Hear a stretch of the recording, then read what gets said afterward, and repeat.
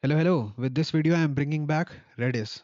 Uh, we'll be implementing optimistic locking for our previous Redis implementation. And this video is going to be different, and I'll let you know why. Uh, in this video, I will go through the pull request that I have already created to solve this. So this is what I do instead of creating a script. I create a PR and then I go through that when recording the video and I just type out the code. But I won't be typing out the code primarily because I was procrastinating in recording this video. As you can see, I was done preparing for it on April 19th, but I have been procrastinating since. Primarily because I didn't feel like writing out the code. The other reason is I want to start other projects. I want to maybe learn C++ now, and I don't know, make my own game engine or my own operating system or something. Primarily, I want to be done with this project, and I have prepared optimistic locking, pub subs, lists, and streams to be added to our implementation. And I will go through these PRs and show you all the code that you need to implement these. And you can use the code from my previous playlist and add this code to it to get this optimistic locking, pub sub, lists, and streams working. You can test these on Code Crafters. Highly recommend getting their membership. And I won't be running the code. As I'm telling you, I won't even be writing the code. I'll just be going through the PR that I have created for it. Anyways, let's start. Before we actually get to implementing optimistic locking, there are some things that we need to address.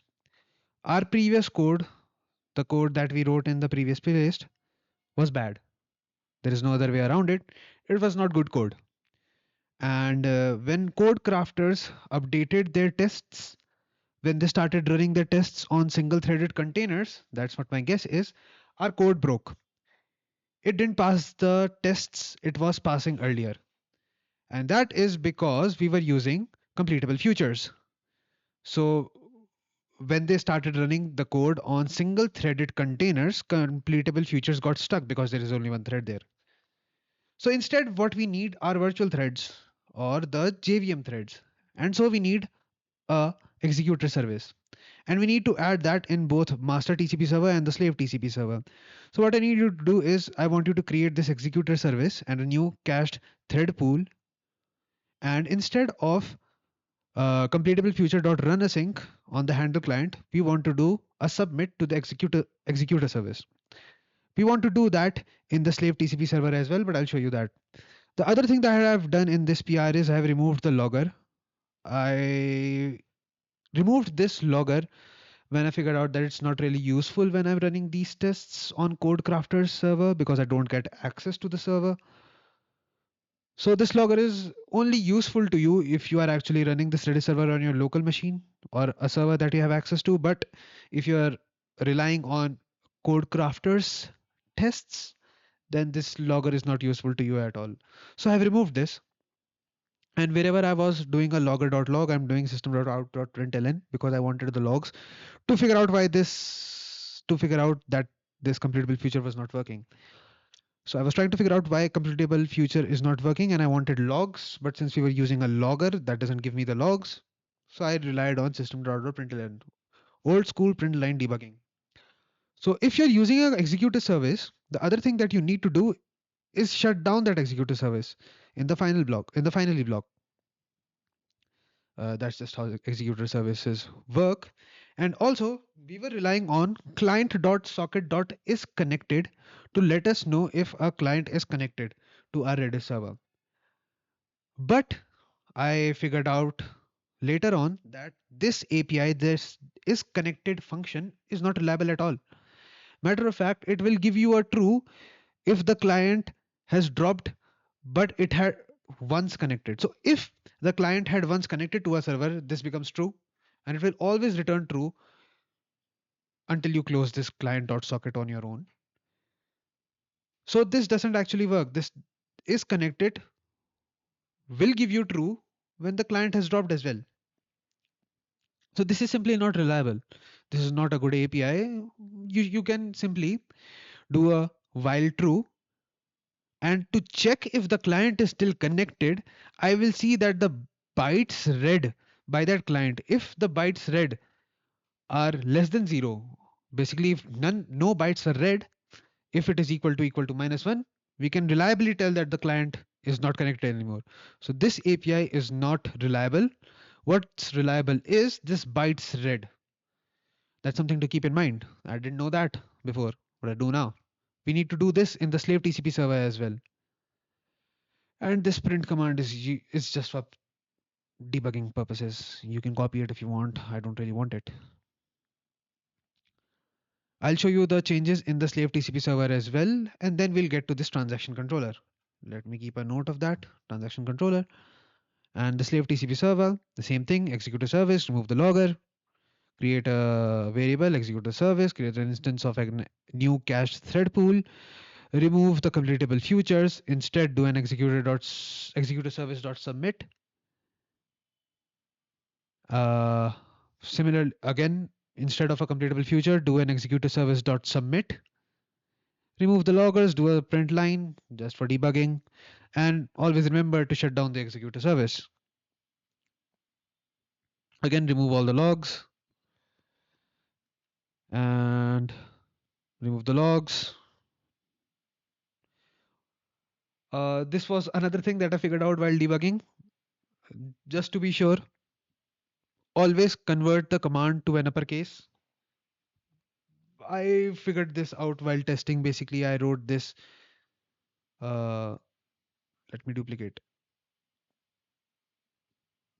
So I wrote this PowerShell script to actually to actually test our server, and in that I once gave it this get and set in uh, lowercase, and in that case it failed.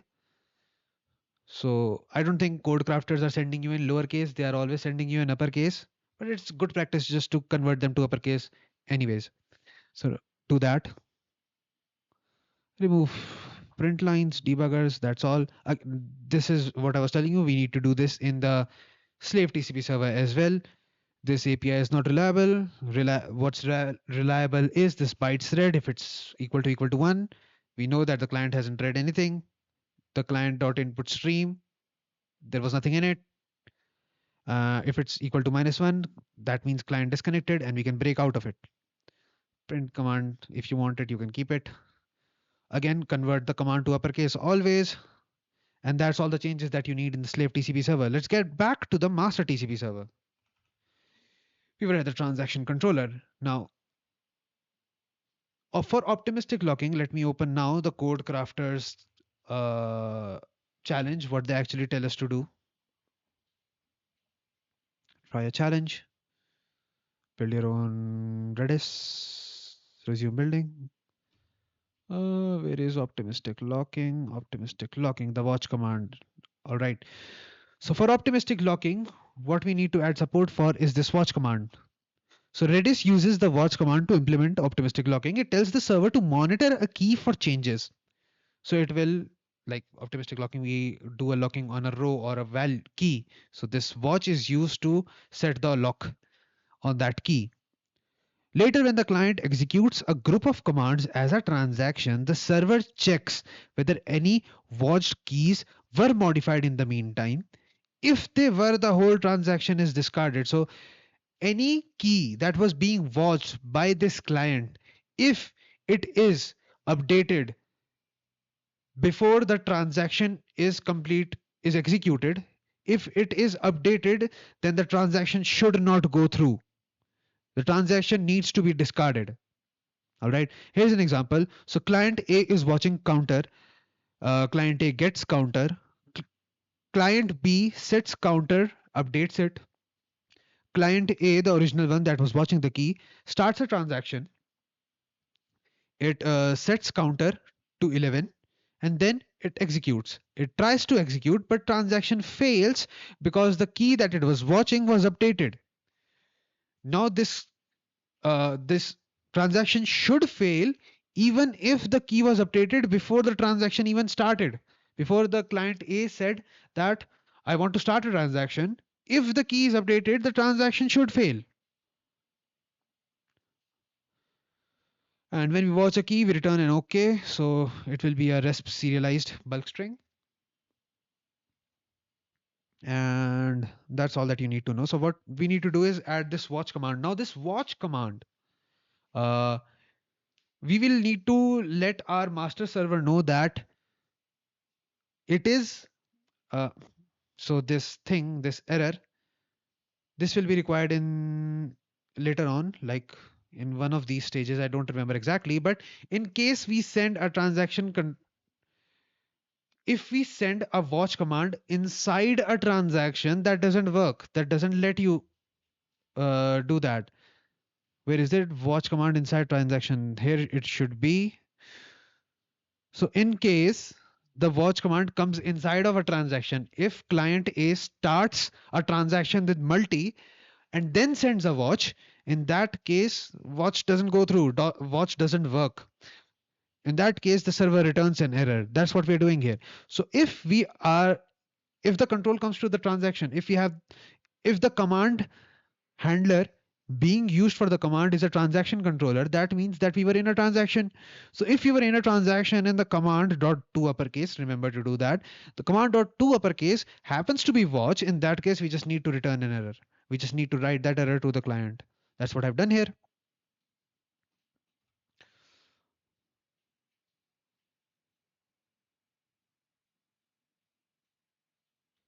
I'll come to this later.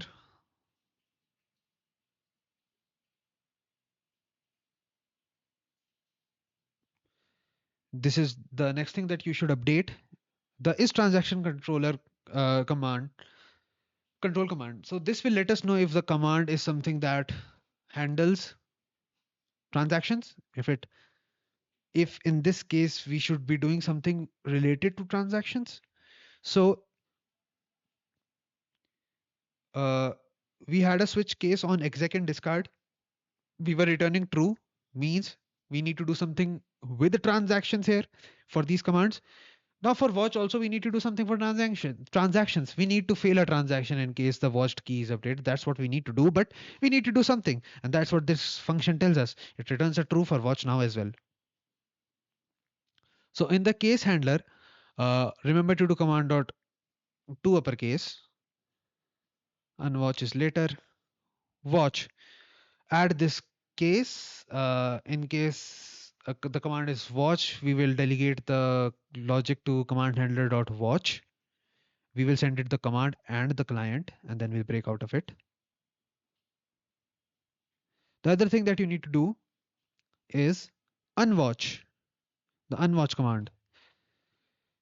You will add support for the unwatch command. The unwatch command clears all watched keys for the current connection. So if a client was watching some keys and you do not want your transaction to fail in case those keys have been updated, you can basically just unwatch.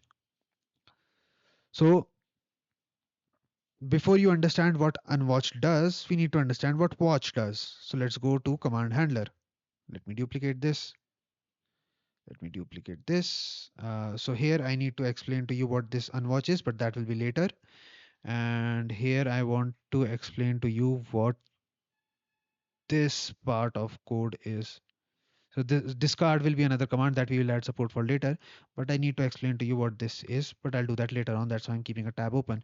But before that, let's complete the implementation for the watch command. So the logic is written in the command handler.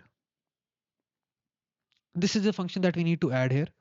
So for watch command, what we'll do is it will receive a string array of command and it will receive a client. So the watch command actually doesn't take just one key. You can give it multiple keys. You can give it 10 keys and it will add, it will start watching all those 10 keys. So this string array might contain multiple keys. So that's what I'm doing here. I'm iterating over them and I'm adding them to a client watch set. All right. I have, I'll show that to you. In the client, I have created a set of strings and I've called it watch set. I've created a function uh, is watch set initiated, and it will let me know if the watch set is null or not. That's it. And I've created a function to add a key to the watch set. What it does is, if it checks if watch set is initiated, if not, it initiates the watch set and adds the key to it. All right. And when you end the transaction for that client, you should always set the watch set to null, because we want to clear, because a watch command is only applicable till the command till the transaction is not executed. Once it's executed, the previous watch command is discarded. All right, that's all the changes you need. So this watch set, this will store all the keys that a client is currently watching. That's what we're storing in here. So that's what I'm adding, client dot add to watch set. I'm adding that key to the watch set, and I've also added this function here, store dot add watcher for key. What this does is, it does a reverse mapping. So in here we are storing all the keys watched by a client, and in here we'll be storing all the clients that are storing a particular key. So here we are mapping this key to the client. In here we'll be mapping the client to this key, opposite mapping. So let's go to store and let me show you what that is. Add voucher for key. So basically just start re-entrant read write lock, because the our Redis implementation is multi-threaded. So we need a read write lock. Get a write lock. I create a set of integers. By integers, those will be the client keys, and I'll call them watchers. I get them through watching client list for keys. So I've created this.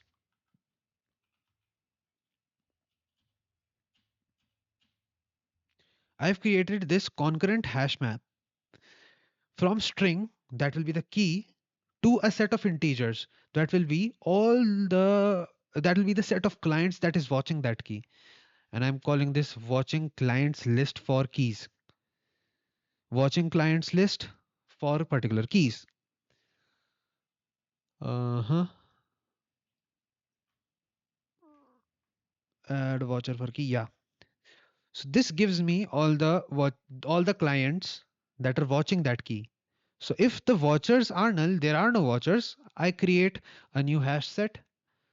I add the current watcher to this set, and I put this set back into this watching client lists for keys hash concurrent hash map, and I return true. Basically, I've added the watcher for that key. If there is an exception, we are returning false, and finally we will unlock it. So we have a function to add a watcher. We should also create a function to remove a watcher. So we are basically undoing what we were doing in the previous function. Get the write lock, get the set of watchers. If it is null, return true. We don't need to do anything. If not, remove the watcher ID. If now this set is empty, we can safely remove that key from this concurrent hash map. Otherwise, I will update this concurrent hash map with the updated hash set. This is actually not required because this already stores a reference to this hash set. I like to always keep this because now it's something active in my head. It's not something passively that I've run. It's active, and I like to do that. So I've updated that concurrent hash map again, and we return a true. Basically, we have removed.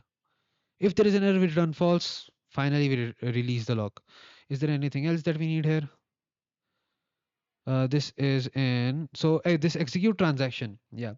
So I told you that when a transaction is completed, we need to remove. When a transaction is completed, we need to forget about the previous watch list. The previous watch list doesn't matter to us anymore. Similarly, from the store's perspective, from a repository's perspective, when the execute transaction completes, at the end of it, we need to clear the client. So there are two mappings, right? Client to key and key to client. So we need to clear both of them. We are clearing one of them in here, and the other one will be cleared here. Here we are storing key to client. So when the transaction for a particular client is completed, we need to remove that client, uh, remove watcher for key, the function that I just explained to you. So if client.watch set is not equal to null, get all the keys that the current client was watching and remove the watcher for that client. Remove that watcher for that key. That's what we need to do here at the end of the transaction. Is there anything else?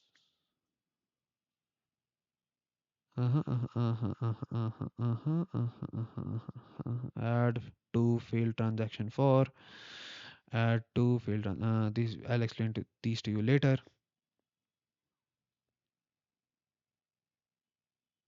Watching client list. So just initiating that concurrent hash map.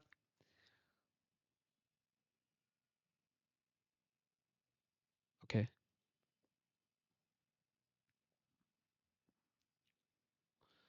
So that's what we do in command handler dot watch. All right. I need to explain this. Let's go back to command handler in line. Uh-huh. That's what we do here. Now, what's the side effect of watch? The side effect of watch is that a transaction must fail. All right. And how do we know if a transaction should fail? The transaction should fail if the watched key was updated. So we need to store somewhere that a watched key was updated. That's what I'm doing right here. In this set function that we already had, I'm checking if the key that we are setting, if it is in the is watched key hash map. So in the store, duplicate, let's go to store, is watched key hash map. Sorry, this is watched key function. We are using this is watched key function, and that will basically check if this key exists in this hash map. If it does, then the key that you are setting is it was being watched. So if this key was being watched, we need to fail the transaction for all the clients that were watching this key. I'll repeat that. If this key was being watched by someone, then all the transactions for that someone should fail. So we will mark this key. I've created this function add to fail transaction for in the store. Add to fail transaction for, it takes fail transaction for, add to fail transaction for, here, right here. What it does is it gets the set of integers, the set of clients for that key from the hash map that was storing all the clients that are watching that key. And what it does is it stores them. We iterate over all those clients and we store them to fail transaction for. Fail transaction for is another a hash set. It's a hash set that stores all the clients for whom transactions should fail. That's what I'm doing right here. So that's what we do right here. Now this was another bug that I figured out that was in our code already. So if px flag is equal to -1, uh, so the what was the px flag for? I don't even remember. Let me remember. Px was used to set expiry time, I guess. Let's ask. Uh, what does the px flag do in Redis set command? Sets the specific. Yeah, I was right. It sets the expiration time. So if the expiration time being sent is equal to minus 1, so sorry, if there is no px flag found for a small px, make sure to also find it for capital px. So this was again the same thing. I wrote this PowerShell script right here, and when I was trying to test our code with that PowerShell script, I figured out that if I was sending px as capital, the px was not being actually processed. So do that. If you don't find the px flag for small px, try to find it for capital px as well. This is the same thing as command.to uppercase, handling for the flags as well.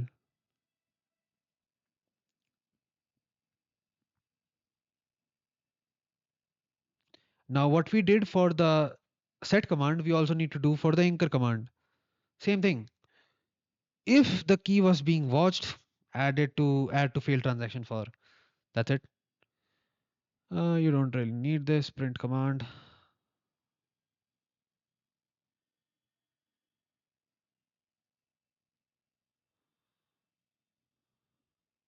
I'll get to this next.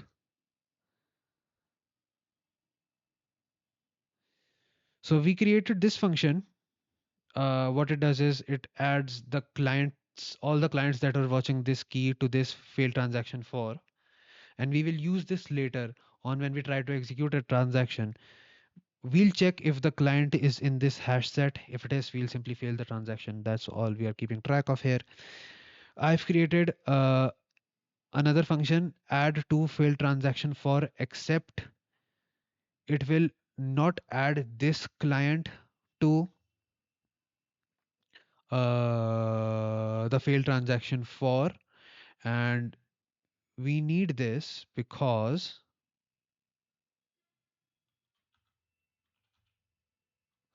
command handler, sorry. We need this because we're calling the set, our set commands, it, our set and anchor command, it adds all the clients that were watching that key to the set that keeps track of all the clients for whom transactions should fail. But what if uh, the set is being sent in a transaction? If the set is being sent in a transaction, we don't need to fail the transaction for the client whose transaction is being currently run. So if client A was watching a key and client B was watching a key, if both were watching the same key, if client A starts executing its transaction, if I call the add to fail transaction for key for the key in this client's transaction, it will add both the clients to the set for whom transaction should fail. That's not what we want because A is now running its transaction. The transaction should now only fail for B. So we need to exclude this client. That's what this function does for us. So now we know for which clients the transaction should fail and are stored in a hash set in the store. Now we need to fail the transaction for that particular client if that client tries to execute a transaction. So we have this get transaction command cache applier, and what this does is it returns another function, all right, that we call on the command and the local copy of the store. We call that function uh, returned by this. I'll just call that command applier. It applies it on the cache, local cache. So that's why I'm calling it command applier on cache. I guess you should know that already. Now we will update this function to accept a client. Why? Because we need to know the client ID for which the transaction should fail. All right. So we will update it to accept a client. Previously, it was not accepting anything. Take a client object as a parameter. And when in the returned function, the first thing we need to do is check if optimistic lock is violated for this client. So let's go to this function. Oops.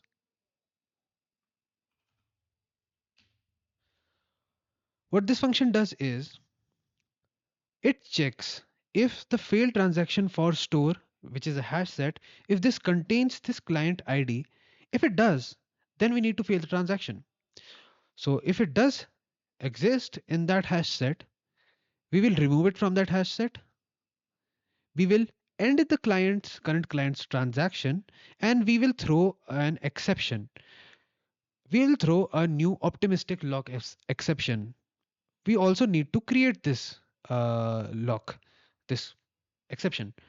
So create a class public optimistic lock exception. It extends runtime exception and throw, oops, and throw it right here. So this function will throw an exception, and wherever we call this function, we will need to add a try catch around it for that exception to know if the transaction failed or passed. If we catch that exception, that means the transaction failed because of an optimistic lock violation. If we don't get that exception, that means the transaction passed. At least there was no optimistic lock violation. So we call this function right here. And for whatever command was received in this function, uh, we will check if the store is watching that current key.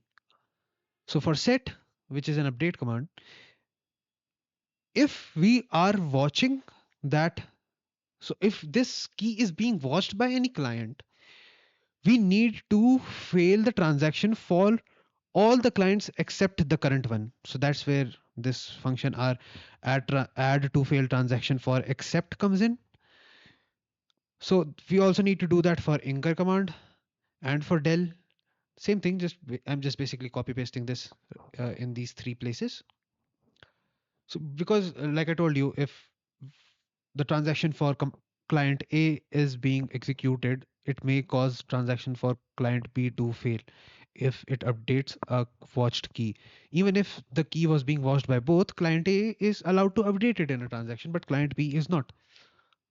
So that's why we use this client add to fail transaction for accept, and that is all the changes required in the command handler. We were calling this get transaction command cache applier right here in this transaction controller for exec block. So we also need to pass in the current client to it. So we are passing that in this master TCP server. Master TCP server come to transaction controller. For the exec command, we need to pass in the client, which we just now updated. And as I told you, we need to add a try block because now we are throwing an exception that we need to check. Uh, Basically, just copy paste all the code in the try block. In the catch block, check for optimistic lock exception. If there is an optimistic lock exception, client.send star -1 basically means transaction failed because of the optimistic lock. And finally, you can call client.end transaction. That is all the code that you need for the watch command to work as expected.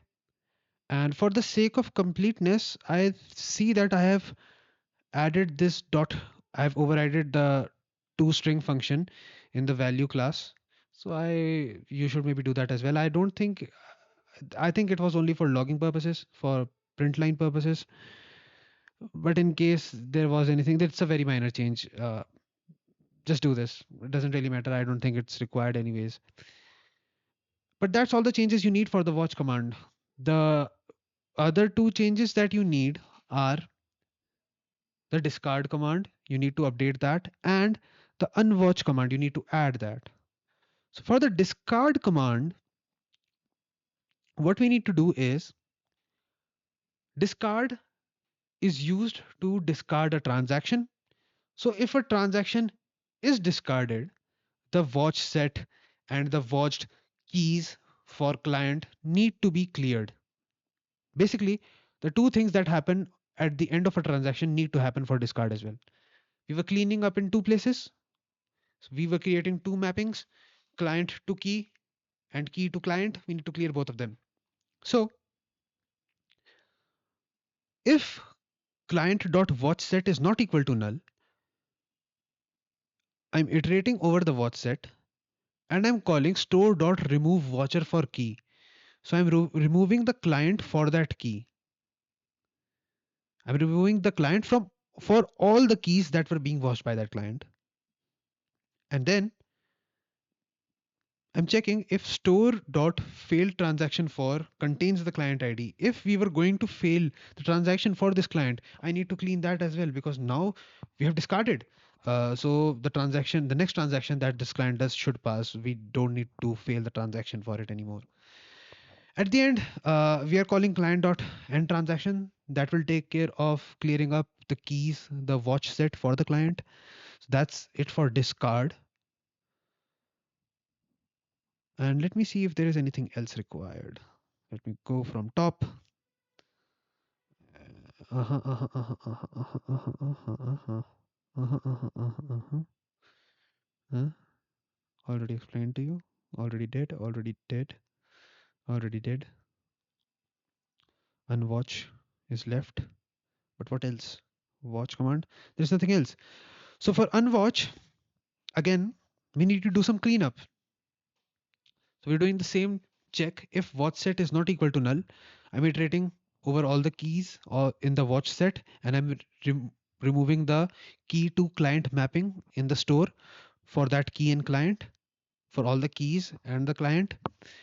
And if we were going to fail the transaction for that client, we are going to undo that. I'm going to remove the client from the failed transaction for set and I'm going to set client dot watch set equal to null. Now this was being handled in client dot end transaction, but we're not calling client dot end transaction here. I'll manually set it to null, and at the end you can simply return uh, plus OK, and that's all the code that you need for this extension. For this optimistic locking extension, we have taken care of the watch command, watch inside transaction, watching multiple keys.